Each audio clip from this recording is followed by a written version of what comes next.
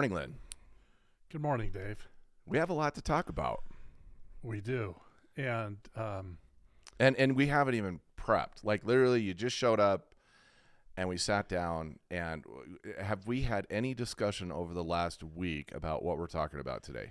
I don't think we have. We've had a lot of discussion about clients and transactions, but I don't think I just know we have a lot to talk about, but we not one time in the last week have said, hey, here's what we're going to talk about on the podcast. Is that a fair statement?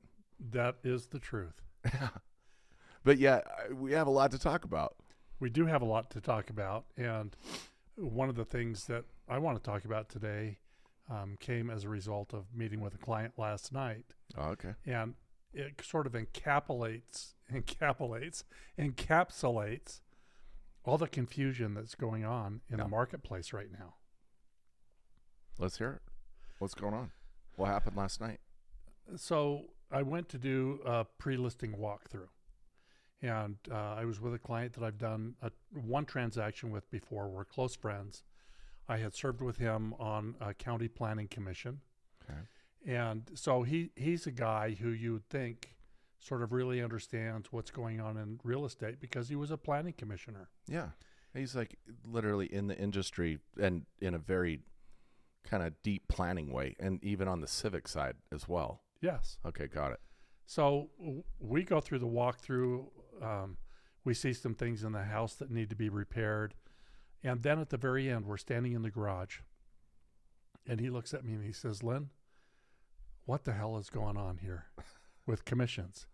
Wow. He says, so, I mean, I know that you've told me what you would like to charge.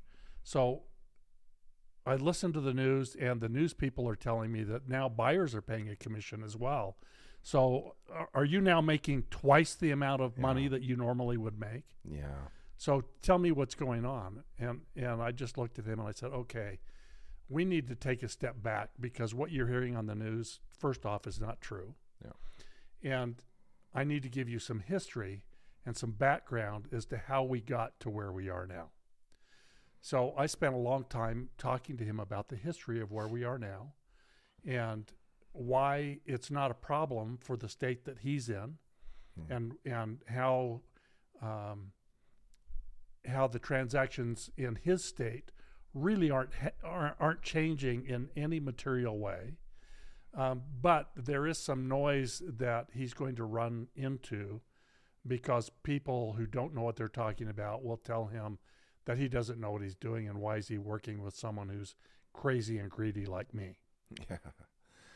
There is so much misinformation, disinformation, that ends up getting amplified by media, all the different medias, right? How does media work? If we can freak you out and make you scared about something or fearful, then we're going to get eyeballs on us. Yes. Right. So that's the name of the game there. So then they try to find like who's the villain, who's the victim. And you see just a lot of bullshit on the table about that. And it's you and I are constantly dealing with that right now. I'm getting the question all the time on the lending side. You know, what does this mean? What should I do?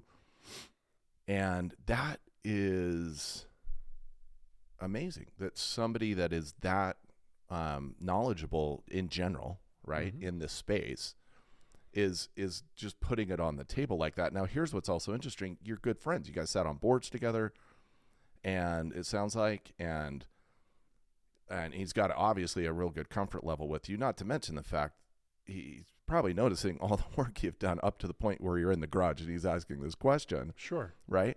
So he's comfortable putting that question on the table that way. Yeah. Right? And not everybody is.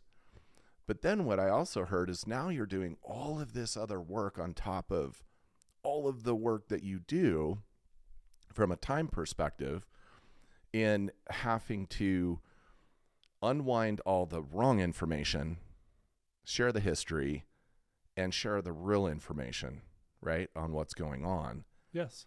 That's got to be really frustrating. It's frustrating, but it's also an opportunity. I like that. Because the way you and I have always done business is transparent. So Yeah. we always talk to people about what our fees are, Yeah. why we charge them, what they can expect. So nothing's changed for you and me. Yeah. But there's one thing that has changed dramatically for sort of more for you than for me. And so I'm interested in having you open a window for me, Okay. because there are unintended consequences that are showing up Oh yeah. for Freddie Mac and Fannie Mae and VA and FHA, because of all of the existing rules that all of a sudden don't work with all the changes that are coming. And I'm happy to report, just over the last kind of week, there's been some industry clarification on a bunch of it. We're still waiting for, I believe we're still waiting for clarification on VA, but from a Fannie Freddie standpoint, most products, this kind of idea of IPC, right? Interested party contribution, right? And how that can be sort of handled, is it a approved seller concession like what we have in the industry, and what we're starting to hear from the agencies is that these sort of common and customary things that happen within a real estate transaction, that is acceptable. And this real estate commission is pretty common, and it's been accepted for many, many, many years. So that doesn't categorize as IPC, interested party contributions. And we're not bolting those things together. And so from a standpoint of that, it looks like to me it's starting to get to some resolution there, right? Good. There's still some question marks, but those are coming together much faster than I thought they would. So that's really good news. What I see from my desk when you and I are transacting, it surprises me how many people are asking me the question, should I wait until July because my real estate commissions are going to be less? Right. I mean, that just blows my mind. First, I'm like, okay, hold on. Do you know what they're doing? On the listing side and on the buying side, do you know all of the things that are going to happen? Let's just start with the work that needs to happen. And if that work isn't completed, who's going to do that work? Because I can't, not without charging you a lot more money. Right. And is in our transactions that we work with our clients, there's some clients where you work 10 times harder than I do, and some clients I work 10 times harder than you do. It's rarely a simple transaction on both sides, but no matter what, it's amazing how many times you and I communicate with each other about the hundreds of little things that happen on a transaction, and we have to be coordinated together. It would be really difficult if all of a sudden I woke up someday and the buyer expected that we were on the lender side, we're solving all of those things. And it is a pile of things. In fact, I got a list here, and we don't have time to break it down to the items in the subcategories, but just the subcategories is daunting. It's really daunting. In fact, one of my own daughters, who we just closed a transaction for last year, said to me, and she grew up in the real estate business, okay, sitting in my car as a young girl, and then into her tweens, and then into her teens. I mean, she, just listening to me on the phone in the car, knew more about real estate than 70% of all real estate agents. And so when we closed her transaction, It was a great opportunity for her. it was. That's awesome. So, but it also taught her a lesson that it's so much work she didn't want to be in real estate. Yeah. That's what we're talking about, for sure. So she says to me when we closed her transaction, "Dad, this was unbelievable. I mean, the amount of work that needs to be done to get this closed is astonishing." And she says, "Why would anyone?" Well, no, not really. We're like, how could anyone do this on their own without an agent? Yeah, no. That's if the transaction just goes really smooth. Yeah. If something goes wrong, which there are so many working parts in a real estate transaction, that just blows my mind. And I'm just going to read the subcategories, the headers of the subcategories. Be great. And I'll say how many items are in each one of these, right? Okay. Counseling session activities, 3 major different aspects of that, right? All of the relationship management of a transaction, all the different parties, right? Daunting. Especially because everything is so emotional. Oh my gosh. It is the biggest transaction we do, right, as consumers in the United States, really in the world. But it is certainly the most emotional.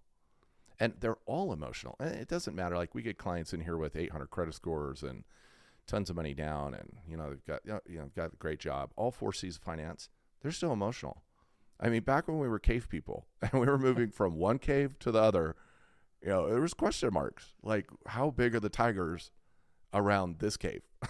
And is there food that we can forage here? Like, it's embedded in us. Like, if we are moving from one casa to the next, what's going on? And that it's an emotional transaction no matter what. There's some transactions have less emotionality, but they all have emotion in it. And not only that, all the pros, like, you got all these professionals that, it's not just real estate commissions. My gosh, there's like a dozen people that get commissions. That's true. Off of these transactions, right?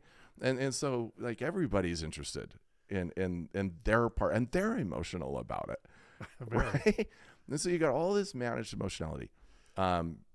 Preparing the buyer. So Dave, can I just tell you one quick thing here? People will come up to my wife and say, "So what does Lynn do?" And she'll look at them very seriously and say, "He's a crisis negotiator." So that's how emotional it really is. Got the bullhorn. Yes. Don't jump, right? Right. Let me just count these really quick. There's 16 items in this one. It's like the information. You need a spreadsheet on this. I'm just going to read a couple of these, right? Explaining the timeline of the house hunting, mortgage approval, closing, explaining the local market, how it impacts the buyer, show statistics on what the percentage of list price sellers in the area of the currently receiving, inform the buyer on what home features are popular, identifying current average days on the market, share the dangers of using the price per square foot to figure out home values, explain the concept of absorption rate and how it impacts the buying process, indicate current listing months of the market inventory. Why is that a big deal to the seller or the buyer? Share estimated potential out-of-pocket costs to complete the transaction, assist the buyer in analyzing the loan estimates. And I mean, this goes on and on and on and on. There's just tons and tons of things in here. But it's also scary because you're one of the few people who has that list. There are so many people who... I give this to my clients when they ask me the question. I just send this to them. I'm like, read this. And by the way, Lynn does all of them. He's one of those agents that I see this all the time. He's doing this all the time, right? Showing properties. You'd think you're just jumping in a car and looking at properties. Oh, no. There's 22 items on here that the professional is really looking for. Right. That there is no way just the common general public looking to buy a home would ever think about 5 of these, let alone 22, right? Negotiating offers. There's another 17 items in negotiating offers. And that doesn't even take into consideration cultural differences when we're dealing with people who may be moving to the United States from Bolivia, for example. Yep, exactly. So many different things. Exactly. Advocating for the buyer and facilitating the close, right? Wow, that one has almost 30 items on it. So there's just a lot, and I like this list. I mean, I see it every day, and I tell the clients, like, I don't have time to do any of this for you. So if you're not going to have a buyer's agent do this, who's going to do it? Yeah. And And, different markets, we do a lot in the northern Utah market, in the Arkansas market, stuff like that. We have other clients that we work with in different states. I think of like clients I have with other referral partners, like in Atlanta. It's that, wow. I have there's this one particular agent, she's brilliant. And I would never have a friend in that market. I mean, there are so many interesting things about that particular market. Yes. I'm not trying to throw a market under the bus, but if you don't have a really good buyer's agent, and there's so many cities like this, but there's just these really particular things that you've got to be watching out for. And you see it, you see it in all the markets we work in. But yeah, I'm really surprised by that. The other thing that I'm surprised by is there is kind of this conclusion that I think some consumers are making. I've had this discussion with so many people that are looking to list their house, right? They're eventually interest rates will come down, which is a whole nother discussion we'll have. But they're like, okay, I'm in this, 3.5% interest rate, and I want to get into the next one. And so, as people are making the decision to list their home, and there's all these forces, right? Lots of forces around. We have a lot of clients that I see them first. These are more clients that I'm talking to before I've had an opportunity to send them over to you. Or maybe they haven't connected with an agent in their particular market, wherever they're at. Sure. Say they're in Florida, right? And they've kind of already made the decision in their mind that they're going to save money and they're not going to have to pay a buyer's agent. Right. So they're like, I'm waiting till July, let's say, because I'm going to save 50% on selling my house. And I'm like, how do you figure you're going to do that? Right. And you're probably going to actually pay a lot more. And they're like, well, how do you figure that? Right. And I have a prediction of what might happen. Oh, I can't wait to in hear that this. category. Okay, let's hear it. In that category. So here's what I think is going to happen. I think that if you are a seller and you have a listing agent, but you're just hell-bent on not paying for a buyer commission, and you tell your listing agent, I'm not paying a buyer commission, right? Mm-hmm. And let's say that listing agent agrees to that for some crazy reason, right? Right. And you're cruising along, there's going to be kind of the tale of two markets, the tale of two listing markets now, right? Yes. Well, it'll be three, because there's some transactions that don't use an agent and they eventually do, right? Right. Then there's transactions where they've got an agent, and then now we're going to end up with kind of these two camps. We'll have sellers that have just concluded that they're not paying for a buyer agent commission inside of the concession, because now it has to be asked as a concession. Right. Buyer agent explains this very clearly to the buyer. Hey, this is what I'm going to do. I'm looking to save you a lot of money. I'm looking to get you into the right property and safely, right? And also manage this crazy transaction where there's like at least 25 people involved. Okay. Mm-hmm. So with that, here's how I'm compensated. And this is what we're going to be doing. We're going to be asking the seller to pay for that. Which, by the way, in the markets that you and I work in most, has always been the case. Oh, there's nothing new about that other than there's a lot more transparency in it now. Yes. Because there wasn't. And it was, I mean, from a layman's standpoint, a consumer, I could absolutely be like, yeah, the seller's paying for all of that. I'm not. When it's somewhere in the transaction, right? Sure. It's somewhere in the transaction. And now that's really spelled out. It's called out, it's spelled out, it's more defined, but the numbers are not any different. No. Right. The workload is not any different. What has to happen on the transaction is not any different. All of that stuff is there. Markets are really efficient. When stuff has to get done, that's when I look at things and go, yeah, nothing's going to change. Nothing is going to change. For a minute, we're going to have these two camps. For a minute. This might last 6 months. Okay? We're going to have these two, maybe not even 6 months. We're going to have these two camps because there's so much that has to get done.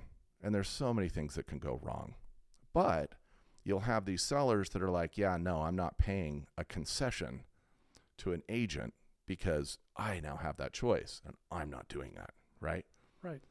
And what's going to happen is they're going to see a very small percentage of the actual buyer community for their house. Because of affordability. Well, yes. What I mean is the buyer's already paying for their closing costs. They're already paying a down payment, depending on what type of loan they're getting. And most sellers don't understand those two costs in particular alone. Yeah, exactly. And I agree 100%. And here's my thought on that. You've got, along with all of the other things that happen as a buyer's agent, the buyers that come into the market, most of them come into the market. I've done studies on this with lots of different businesses I'm involved with. Most of them come into the market because of a relationship that they have, either with an agent or sometimes with a lender. The minority, they come to the lender first. Most of the time, they're coming into a trusted person that's in the business. And like your friend, they'll ask the question in the garage, okay, thanks for your help. I knew you were the guy I needed to get me through this, but what the hell's going on with commissions, right? So that question will be asked. But at the end of the day, guess what? They sense that you're going to help them get across the finish line.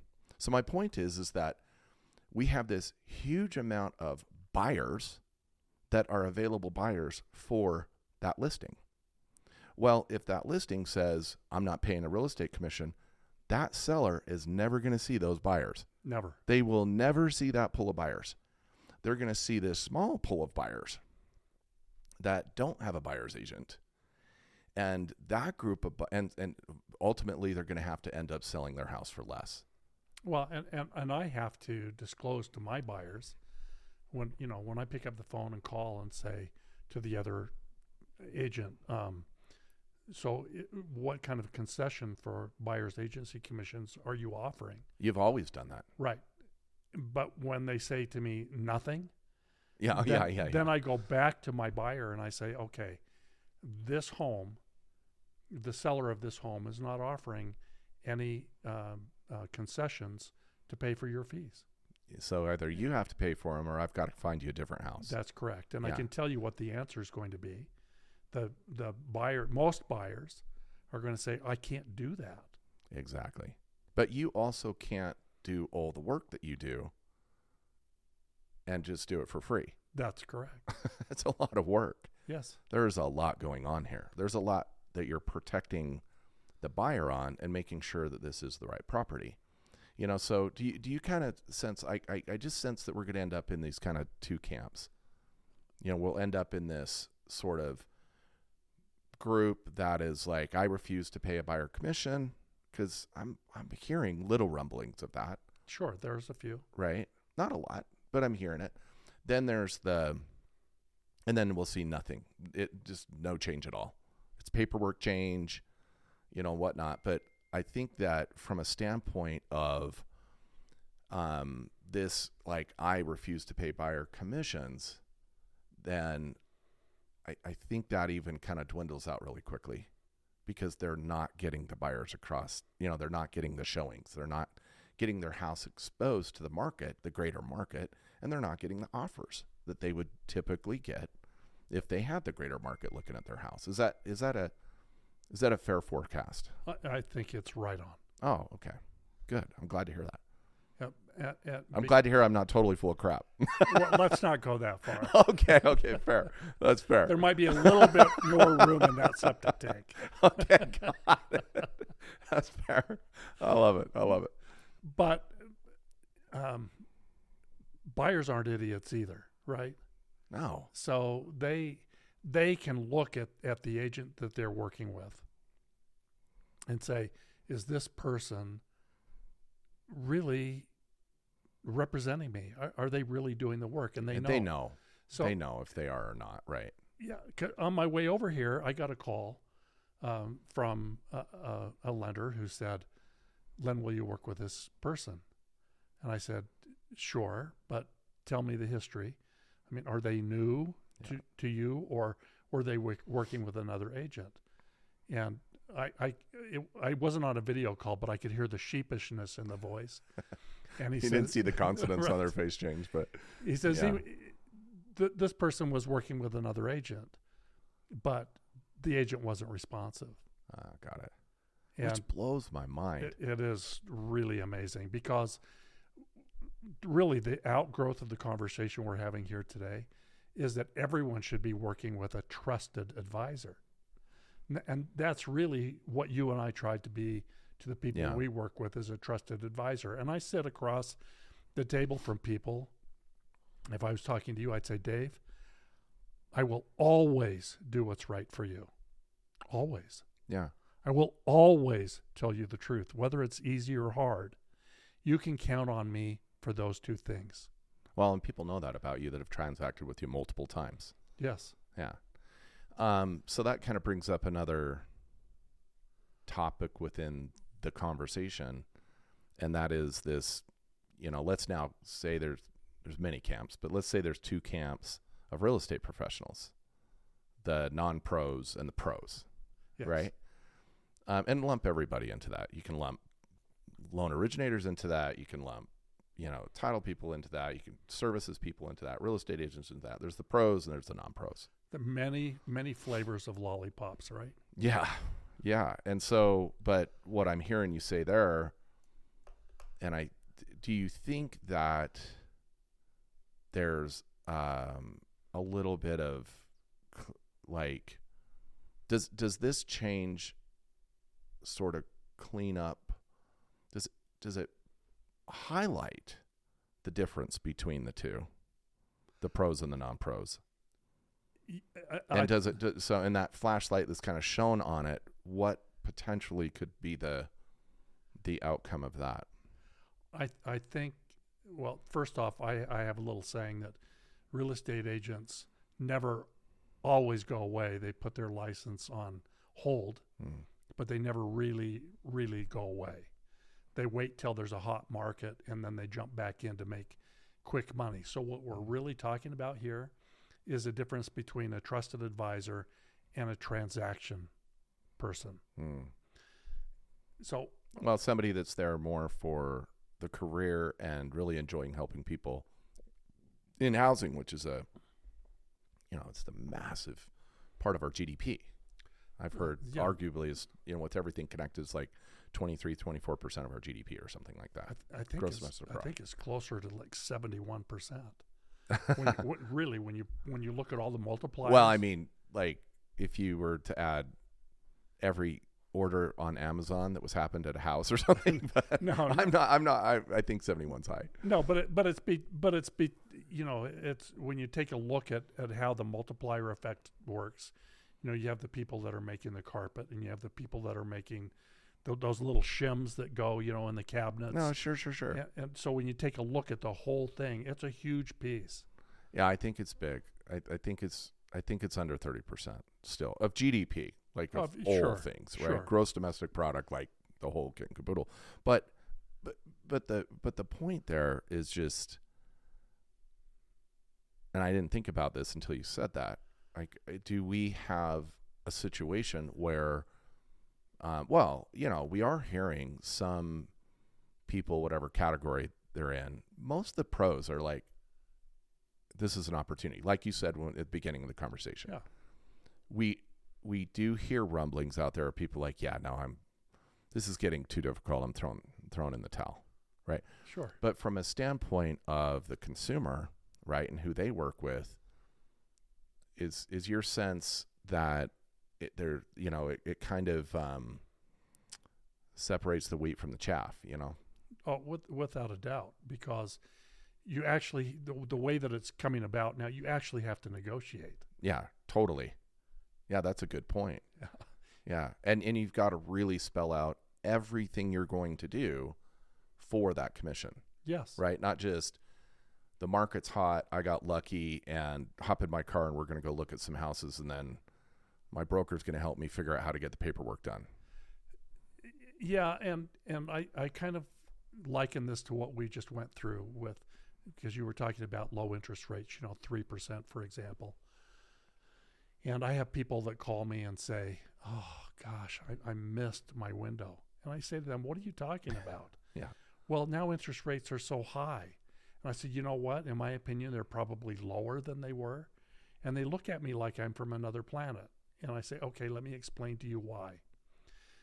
Because if you were with me 2 years ago, we would have gone into a house and I would have said to you, do you like this house?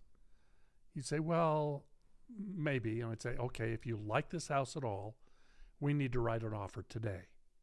And by the way, we're going to be competing with probably between 50 and 100 other offers. Yeah.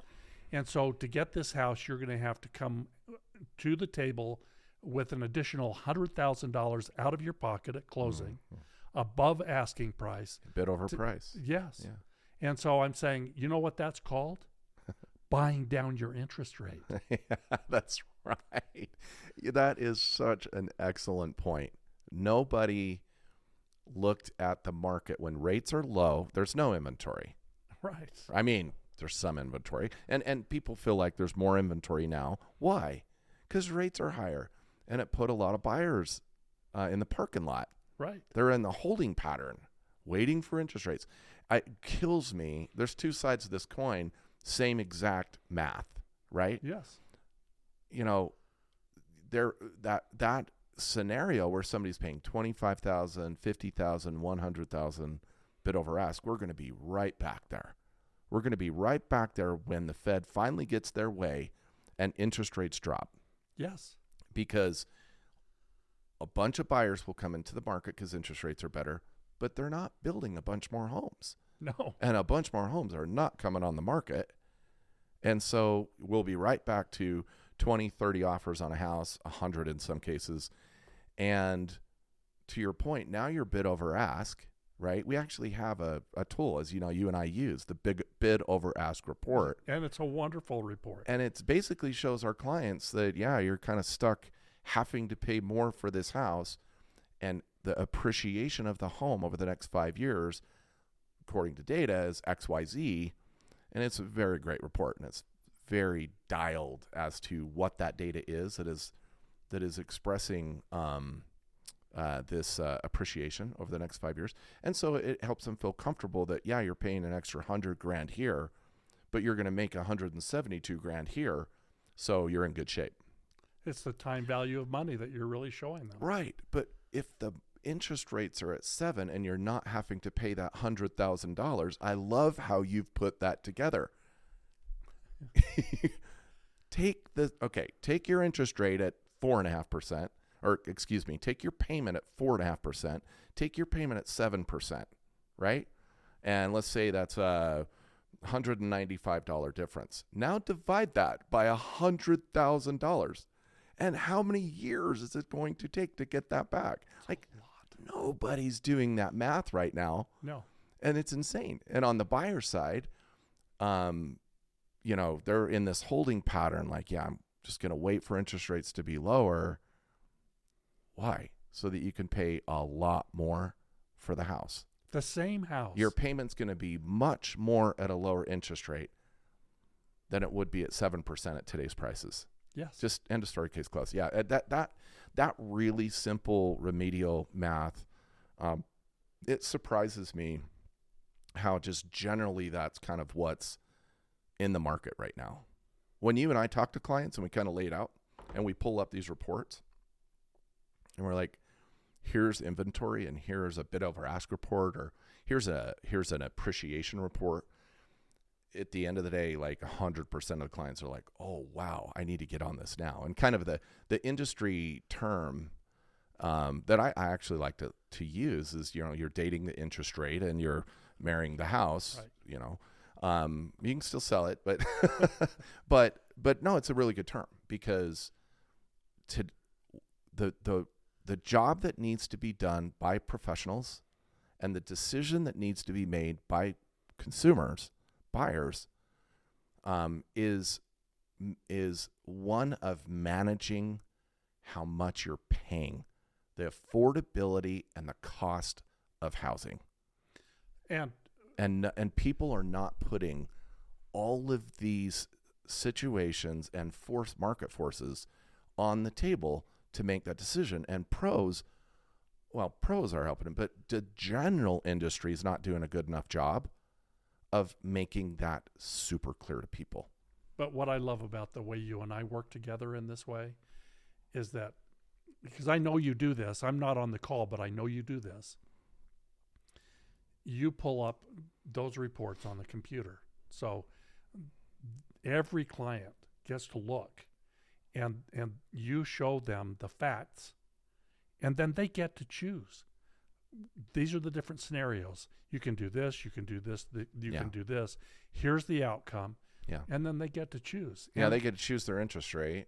And would you like some of your closing costs paid, or would you like just to have the lowest rate? And what's the difference of that? Because we're going to refi you down the road. Right. Like, it's going to happen, right? Rates will come down. So what's the real math behind it, right? So it's a matter of giving people the information that they don't have access to, so they can make the best choice for their situation. Yeah, and it's fun to do that. It's really, really fun to do that. And it's about taking the time to do it. Like, just investing a little bit of time with people to say, let's take a look at these charts. Let's take a look at these really great reports, because they're going to inform your decision. And they're going to help you understand really where you're at in real estate. Where are you at? Like, you are here. Like that little arrow, you are here, right? That's what people want to know. And it's also the difference between how much can I afford, and what do I want my target price to be. Those are two completely different things. Yeah, and very much. And if they don't have a professional guiding them to show them how those things are different and what that affordability looks like, they can make a bad choice without knowing it. So I can tell you that you and I had that happen this week, because we had a client who had a target price. So we looked at the market, we looked at everything that was on the market, and then we found the house, right? Yeah, okay. And she comes back and she says, in her mind, she knew that she had been through all those scenarios with you. Oh, yeah. And so for her, it was simply a call back to say, okay, now I want to move my target price from this to this, because I know what I want. Yeah. I had there's the practical financial discussion, and here's where here would be my housing expense objectives. Yes. From how do I finance this overall, right? However much I pay in cash, however much I put on the mortgage, what is my net cash to close, what is my payment, all the things involved. You're absolutely right. And that's every client, right? Yes. Here's what I would like. Here are my objectives. Great. We put those together. You're approved. Everything's great. Okay, let's go house hunting. Let's get going. And then you're right. Then the emotions come in, right? Yes. The emotions come in, and we start looking at properties, and we fall in love with properties, and that's where the gap comes in, for sure. And the other thing too, that we see, Lynn, is there's kind of two general camps of what you and I call toothbrush ready houses, right? You can move in, put a glass in your toothbrush in it, and I don't even need to go to Home Depot. It's done. I love this house, right? Yes. And there's the vision house where you got to walk in and you're like, doesn't smell awesome.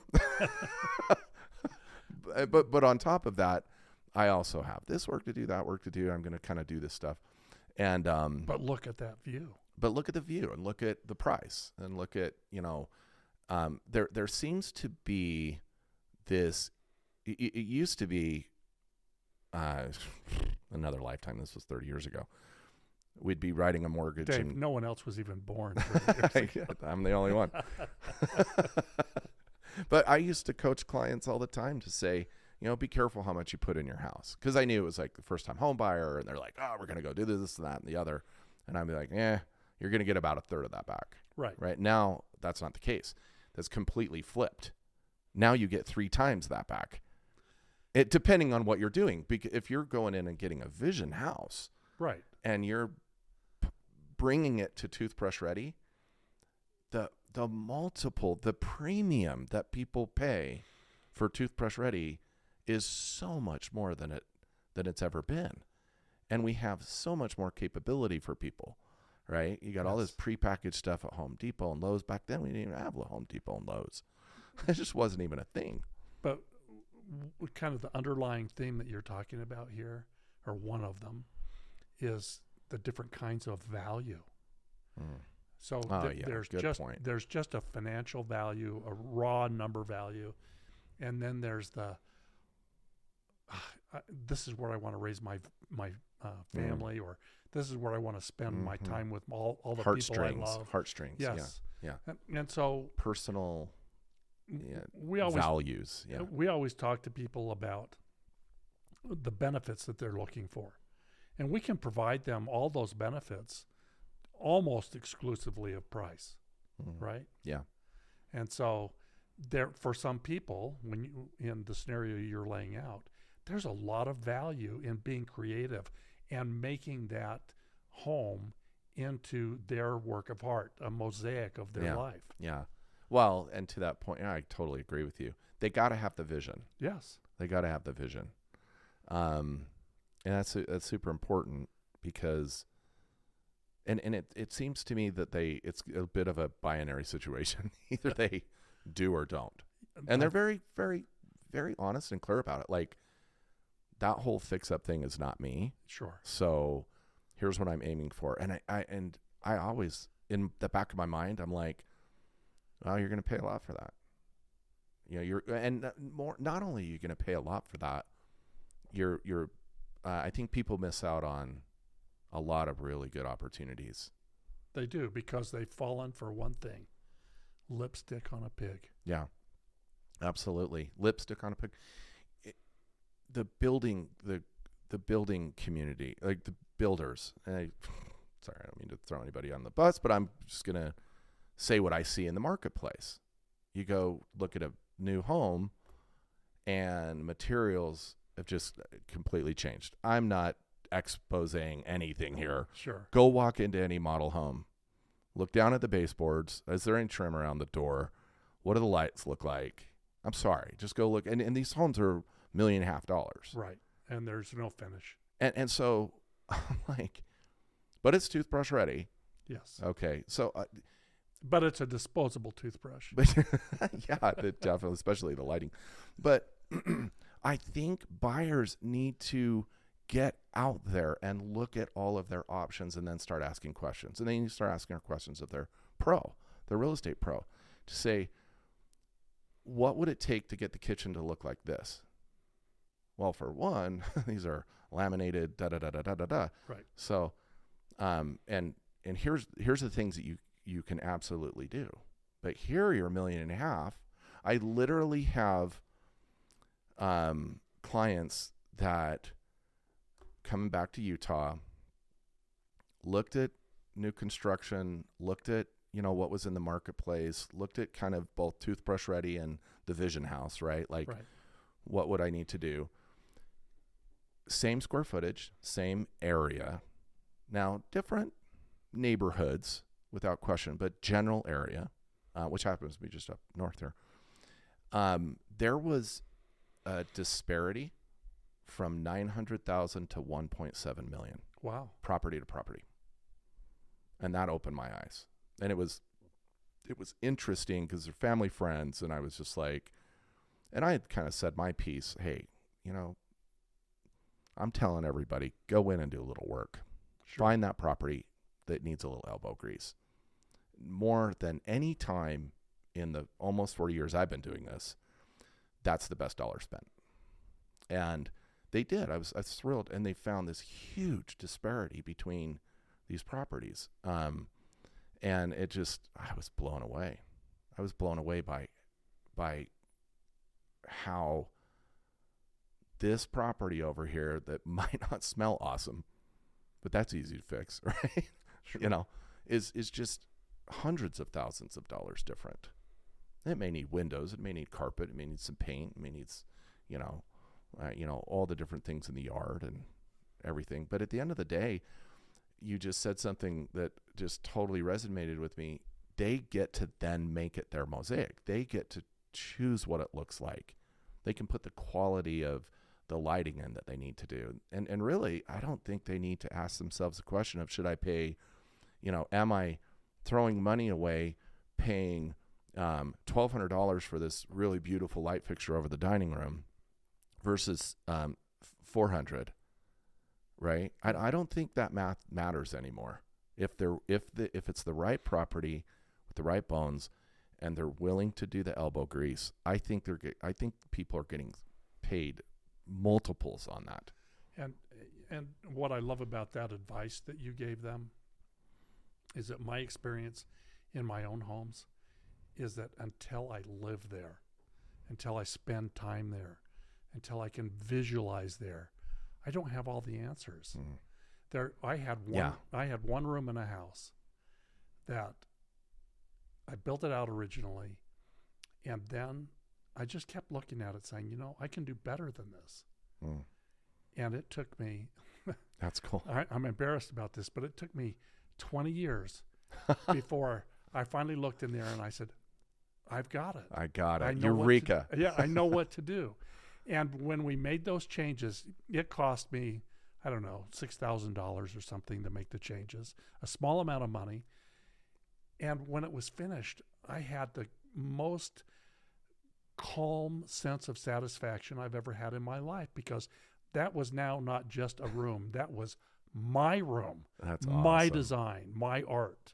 And it probably it's that's such a great feeling, right? Yes. And not only that, it in a way lifts the whole experience in the whole house. Yes. Right? And it just creates this whole other positive, that the reason why I love my home so much. I never should have sold that house.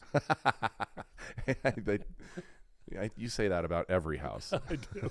Right. By the way, I could literally say that about every single house that I've had. I think back and go, man, I wish I still owned that. I wish I still owned that. Yeah. Well, I remember every single one of them. I remember one of your houses that had the most amazing feature in the landscape that I'd ever seen. I mean, it was amazing landscaping, and I didn't even live there, and I missed that feature. Which house was that? That was the one down the road here, with the giant waterfall. Oh, in the canyon. Back. Yeah, Yes. yeah. That was beautiful. And the on the mountain like we are here. Yes. And the property kind of handed that to us. It was like, look, this belongs here. It was like 70% done naturally, and then the other 30% was just making it happen. It was real. That was really pretty. Hearing that all day long, every day, that was really awesome. But I missed that. I missed the waterfall sound because it was like a big waterfall. It was a big waterfall. Yeah. But what you just said is so descriptive. It's that 30% that makes the difference in our lives. Yeah. And I think that's kind of like what we're saying here is step back from the transaction. If you're a buyer, or you're selling and you're looking to go buy again, you're having a hard time making that decision. Number one, get the hell away from the news. Yeah. I read so much crap, and I read it. I just laugh. I'm like, yeah, you found an article that was, had some relevancy to some particular thing, but you blew it up in this way that really isn't the story. It doesn't have relevance to what's really going on. So I think it's really important for people to just use some common sense. Step back. Start putting it on a spreadsheet, right? Start asking questions, get numbers, and start running the numbers on the appreciation of the property, right? What will happen when interest rates go down? I'm way more fearful for our clients that when rates go down. Me too. Way more fearful for them. And it's just, in fact, the real estate industry from an affordability standpoint would be far better off if they stayed in this range. Yeah, and for a while, from until we can figure out the supply issue. Yes, from a real estate agent perspective, I mean, people would come up to me 4 years ago and say, "Oh, you've just got to be killing it. I mean, you're making a lot of money." And I would look at them and say, actually, I'm doing 10 times the work and making 1/4 the money. Yeah. Because for one client, instead of writing one offer, oh, geez, I'm writing 15. And all of the, and we all these categories we read off earlier, Mm-hmm. there's all the things that you have to do to figure out, did we build that house on some environmental problem? Right. Is there going to be green ooze bubbling up in your toilet? If Yes. I mean, there's this 10 times the work for sure. And on the lending side, you see this, we run into that too, because we get them approved, everything's done, we start tracking down the property, and it's like, okay, that didn't work, and then we go back to the next one, reissuing, everything has to be changed, and every single time we're moving from this property to this property, and it takes longer. It's way more paperwork. Luckily we're digital because we're killing trees. Right. But that is definitely the case. But I think people just need to step way back, get some pros. There's a lot of good pros out there. Yes. Get a true pro. Ask them, give me a list of what you're going to do for me, because I'd like to be educated on that. And they should have that list, and they should be working with someone who's seen lots of game film. Yeah, that's a great point. Amen. Somebody that's actually coaching a game. Yes. Yeah, and the ball is being thrown around. 100% agree with you. If they haven't transacted in a year and a half, they're probably not seeing game film. Yes. So that's a really good point. And get that, by the way, get that from their services providers, get that from their lender. Like what are all the things you're going to do for me? Get that from their real estate pro. Step back, look at the market, look at like, what am I willing to do? Am I willing to put in a little elbow grease? And is that a good thing? Or am I wasting money? Am I making money? Right now, it's kind of a easy question. You're not wasting money, but as the market changes, that could change. But this idea of like, here's the map, right? And there's all this stuff, and you're wondering where you're at, and there's a big red dot, and there's the arrow, and it says you are here. That's what people don't know. That's right. That's what people don't know. And I think that they should get some pros in their court. They should step back, and they need to get it on a spreadsheet and run all the numbers. And there's a simple question they can ask themselves when they speak to a real estate professional, be it a lender or an agent, and they start to interact with them, and then they can say, is this person acting as if they're a trusted advisor? Yeah. Do I feel as if they're a trusted advisor to me? And if the answer is no, find a trusted advisor. Yeah. If you don't feel good about it, there's harmonics, right? There's Yes. chemistry. It's really a good idea to get along with people that are, I mean, it's funny, like, we'll choose like a barber and stick with them for, it's me, literally, like, I'm not even kidding, like 30 years. And do their fingers still move? They actually ended up, it's like, this person actually ended up moving to Colorado, so I had to, in the last 3 years, I had to get another barber, but for 30 years, I had the same barber. And we got along, like bullshit, great conversations, that we're still friends to this day. And, in fact, he's actually a licensed mortgage originator and brilliant. And, as soon as the market allows for him to really start getting that going, I'm going to convince him to do that. But I find it interesting. There's like these things that we do, but this transaction in a home. Like this is where, you know, you come back to every day, or if you're traveling every week, month, like this is home. Yes. Like we're coming home, and there's a lot of decisions we need to make. And, you know, I think it's important that you are connecting with people that you have chemistry with, that you'd like to know them for a long time. If you plan on having other transactions, these are the people in your court that know you, that understand what your objectives are, what are you aiming for, you get along, you're friends.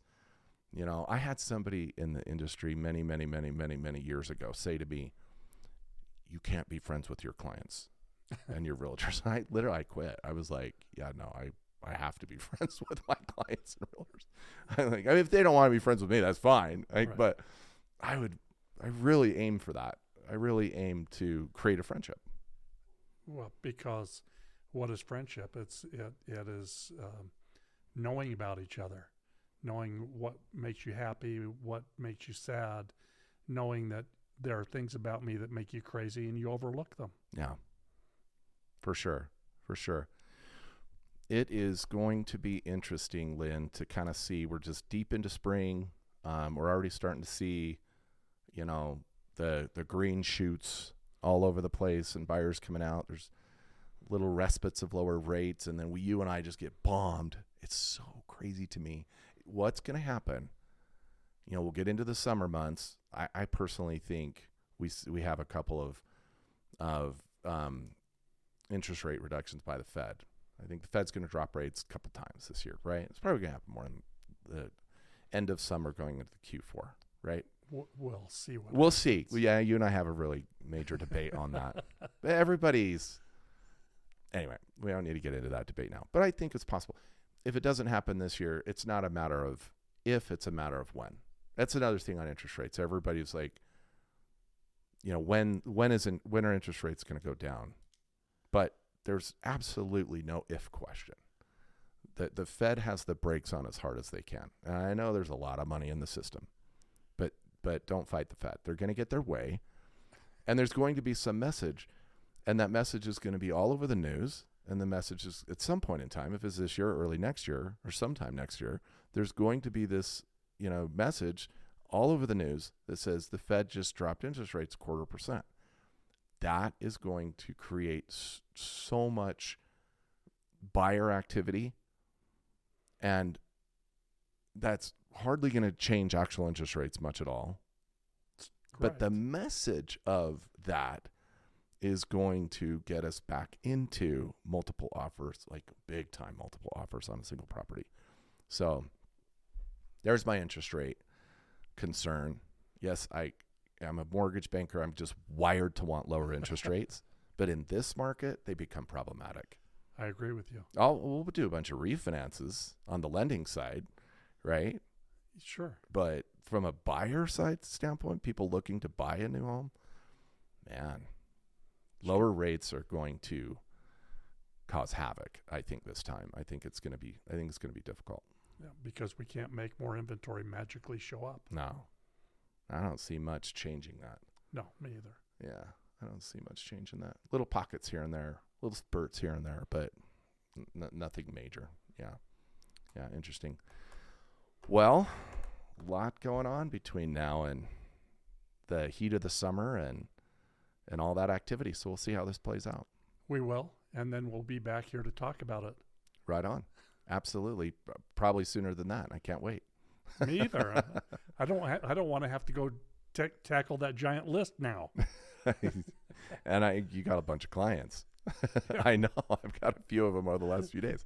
So, but they're great, and I think they're in good hands, my man. Thanks. They're in your hands, and so I feel wonderful about working with you. Awesome, man. Feel the same, brother. Thanks. Let's go help some people. Okay. Take care.